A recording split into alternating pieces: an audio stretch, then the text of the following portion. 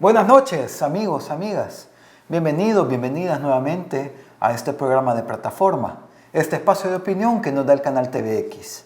Un espacio que nos permite dialogar, un espacio en el que nos permite conversar, encontrarnos desde diferentes posiciones, de diferentes perspectivas, desde diferentes puntos de vista, desde diferentes lugares incluso. Porque nos ven aquí en El Salvador, nos ven afuera, nos ven en Estados Unidos, en Australia, nos comentan también y a partir de ahí también podemos comenzar el diálogo. Y lo hemos hecho varias veces.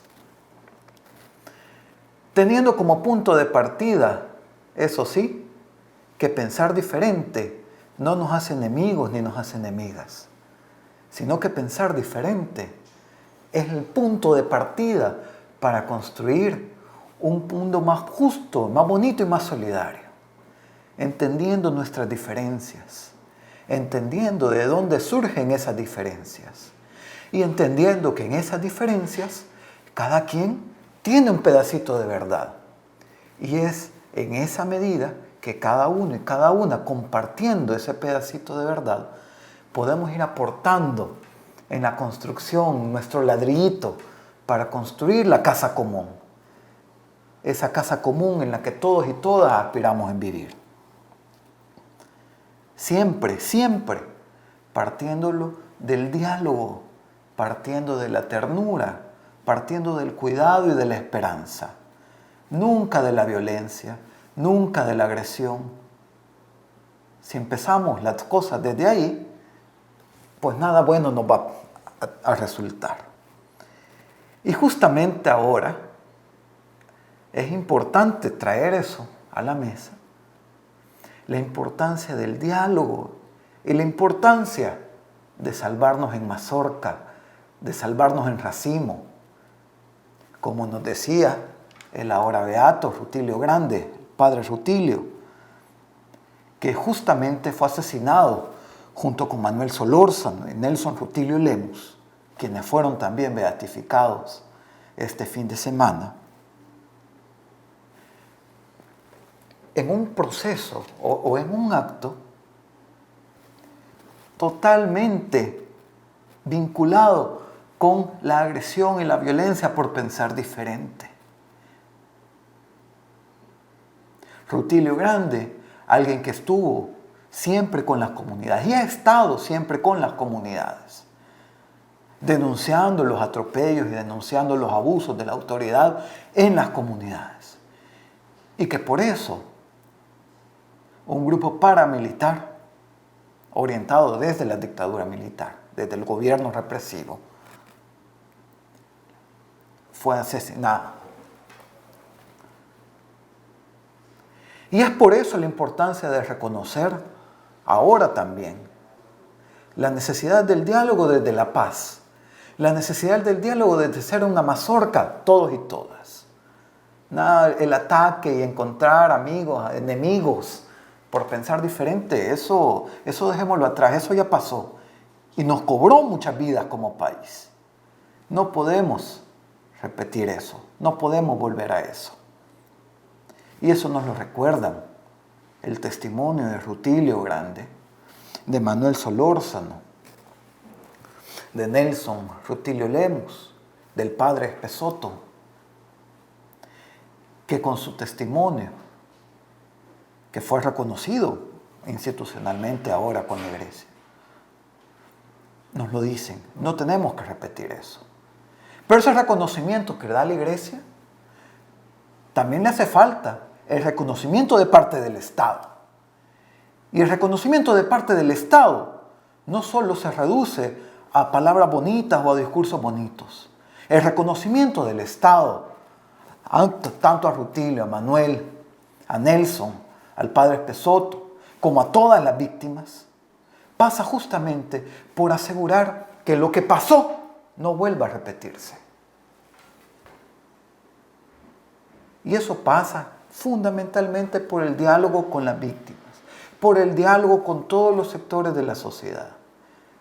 Pensar que yo tengo la razón siempre y atacar a quien dice lo contrario es simplemente pasar por encima de la memoria del padre Rutilio, pasar por encima de la memoria de Manuel Solórzano, pasar por encima de la memoria de Nelson Rutilio Lemos, pasar por la memoria del padre Solórzano, pasar encima de la memoria de las más de 1000 personas asesinadas en el Mozote,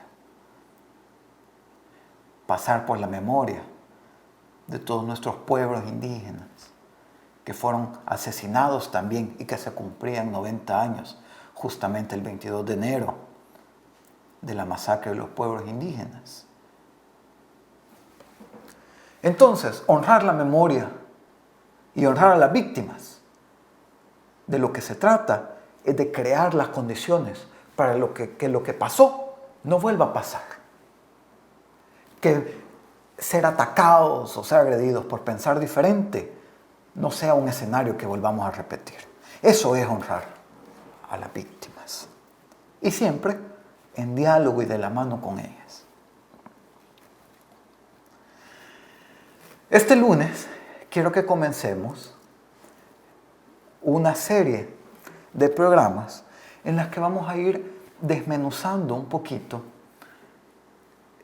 varios de los indicadores económicos que generalmente escuchamos en las noticias, en las redes sociales, en las declaraciones de funcionarios, en varios espacios. Muchas veces escuchamos varios indicadores económicos de crecimiento, inflación, exportaciones, las remesas, ¿no? Y quiero que vamos a hacer varios episodios donde vamos a ir desmenuzando qué son cada uno de estos indicadores y qué es lo que nos dicen y qué es lo que no nos dicen también, porque muchos de estos indicadores también tienen sus límites. Entonces, partiendo de ahí, este primer lunes, este primer episodio que vamos a hacer sobre esto, vamos a hablar del famoso crecimiento económico, que en muchos gobiernos, en muchas partes del mundo, el crecimiento económico tiende a ser como un punto central de la política económica y de la política en general, ¿no? Centrarse en cuánto creció el país, cuánto se ha crecido ahora, cuánto creció ayer, cuánto se espera crecer mañana. Y en general el crecimiento es una discusión bastante frecuente y bastante mediática. Pero ahora, a ver, vamos a desmenuzar eso del crecimiento. Una cosa importante es saber de qué estamos hablando del crecimiento. Pues sí, porque crecer significa hacerse más grande, ¿verdad? Pero hacerse más grande, ¿qué? ¿Qué es lo que está creciendo? Pues, cuando se habla de crecimiento económico, de lo que se habla, básicamente, es de cuánto cambia otro indicador que se llama el Producto Interno Bruto, la Producción Interna Bruta. Y ese Producto Interno Bruto básicamente es la suma monetaria de todo lo que el país produce en un determinado periodo de tiempo. ¿Sí? Porque en un año, por ejemplo, el país produce tantos tomates, tanto queso, tantas verduras, tantas camisas, produce varias cosas, ¿verdad? Y todas esas tienen un valor monetario. Entonces, si sumamos el valor monetario de toda esa producción, tenemos el Producto Interno Bruto.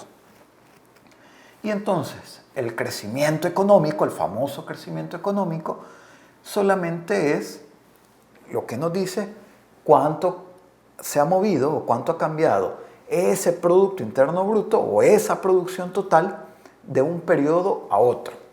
Generalmente se comparan entre años, es decir, cuánto ha cambiado la producción de un año con respecto a otro año, o también por trimestres, ¿no? Agrupaciones de 3 meses.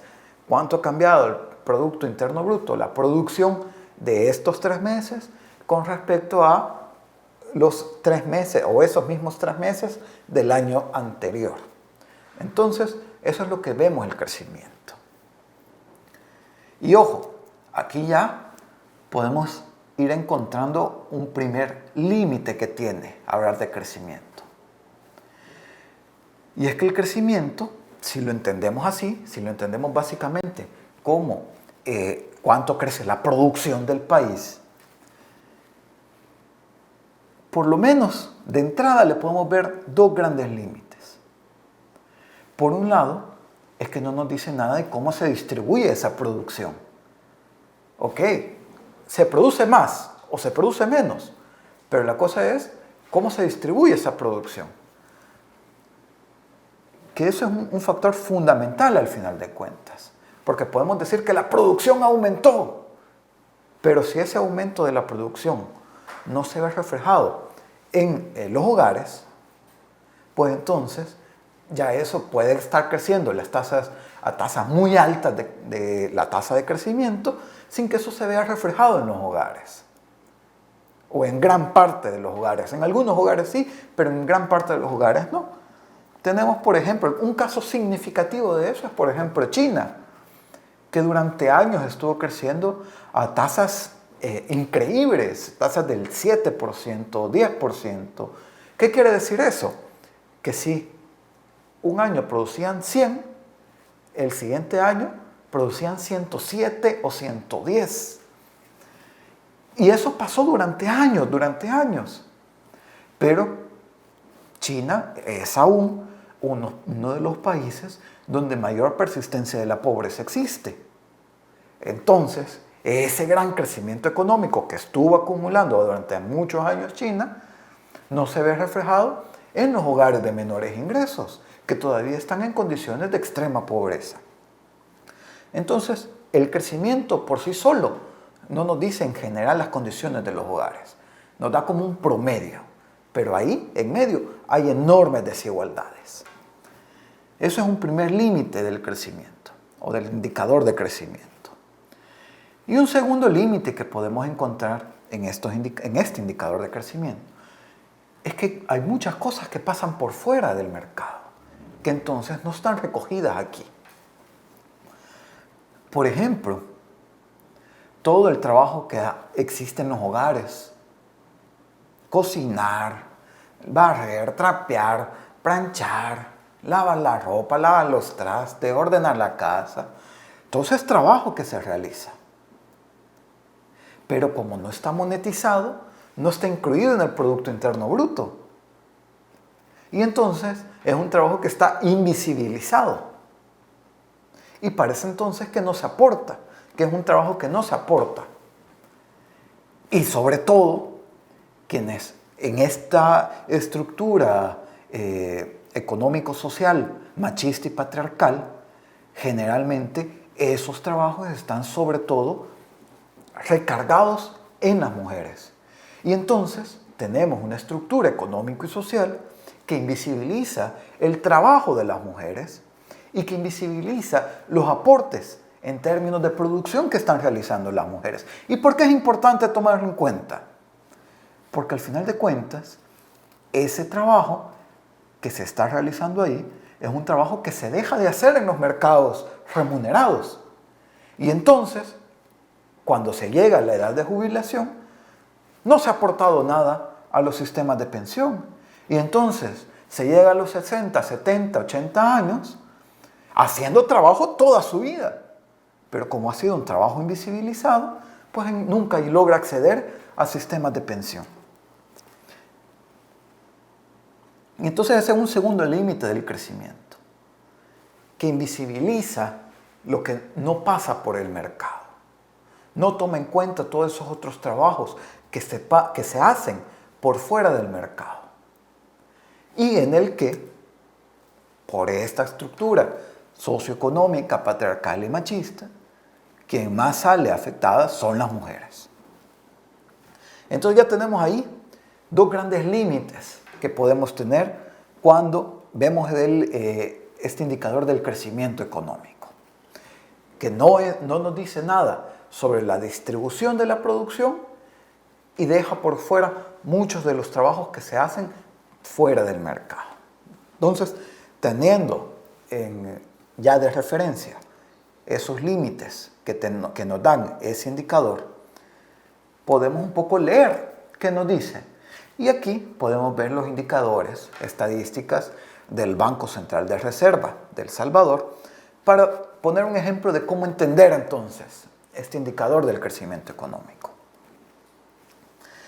Por ejemplo, nos dice el Banco Central de Reserva que con respecto a 2019, en el 2020, la economía creció menos 8.9%. Es decir, que en lugar de crecer, bajó. Y bajó 8.9%. ¿Qué quiere decir eso? Pongámoslo, redondeémoslo a 9, que si en el 2019 se produjeron $100, o se produjo 100, en el 2020 ya no se produjo 100, sino que se produjo 91. ¿Cierto? Eso es lo que nos dice entonces el crecimiento.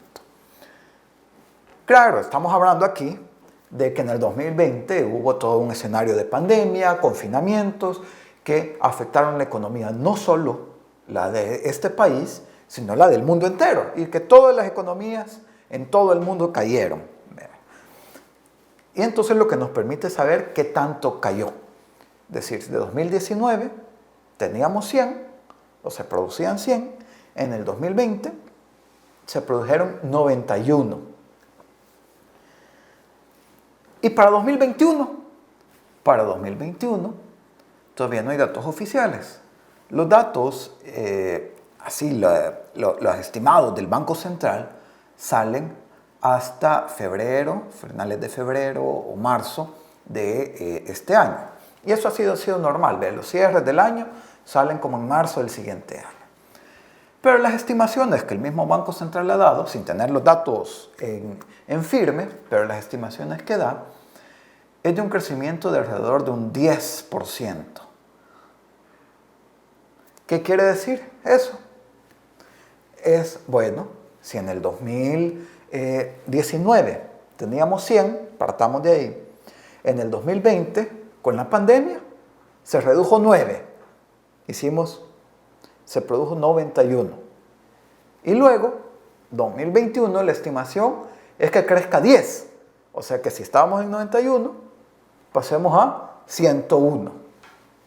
¿No? Entonces, por ejemplo aquí, en este caso, en este ejemplo, el 2021 cerraría con un crecimiento de un 1% con respecto a 2019.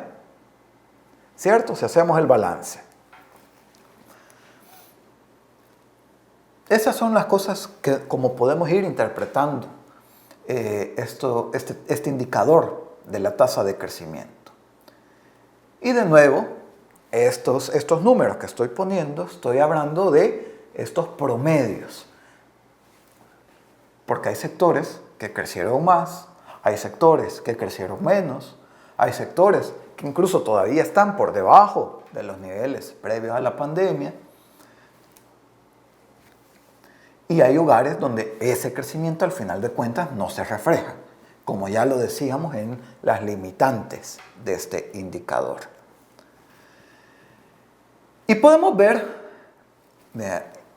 estos sectores económicos también a través de las estadísticas del Banco Central de Reserva.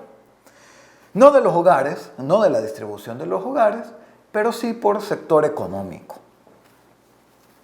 Y podemos ver, por ejemplo, que hay sectores que se han logrado recuperar bastante. Por ejemplo, el sector del suministro de electricidad, ese se ha logrado recuperar 13.7% en el tercer trimestre del 2021 con respecto a 2019, es decir, antes de la pandemia. Es decir, que antes de la pandemia se producían 100, en el 2021 se están produciendo 113 en el suministro de electricidad. Y aquí, quitando el efecto de los precios. Entonces, digamos que ese es un sector que ha crecido.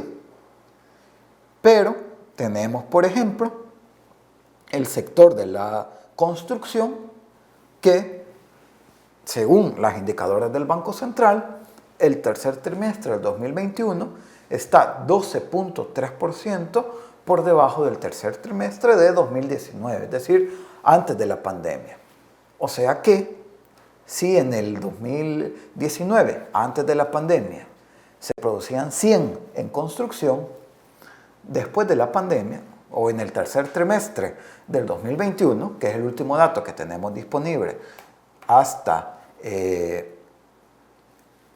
ahora, ya no se están produciendo 100, sino que se están produciendo 87, 70, ¿sí? En construcción. Entonces ya vemos que ese crecimiento del que hablamos en general no se distribuye por igual entre los sectores económicos y por tanto no se distribuye igual tampoco entre los hogares. Y ese creo que es algo bien importante que tenemos que tener en cuenta, que el crecimiento por sí solo no nos dice las condiciones de los hogares en general, nos dice un promedio de la economía. Pero cuando existen fuertes niveles de desigualdad, ese crecimiento no necesariamente es buena noticia para todos y todas. El último informe de Oxfam, por ejemplo, nos dice que en el mundo, con la pandemia, el 1% más rico logró aumentar sus fortunas, mientras que el 99% con menores ingresos ha visto cómo sus ingresos se han reducido todavía más. Entonces el crecimiento por sí solo no nos dice mucho. El punto será ir viendo el crecimiento con equidad, con justicia y con redistribución. Pero para eso nos vamos a enfocar en los siguientes programas. Este lunes nos quedamos por acá. Un gran abrazo, amigos, amigas. Nos vemos el próximo lunes.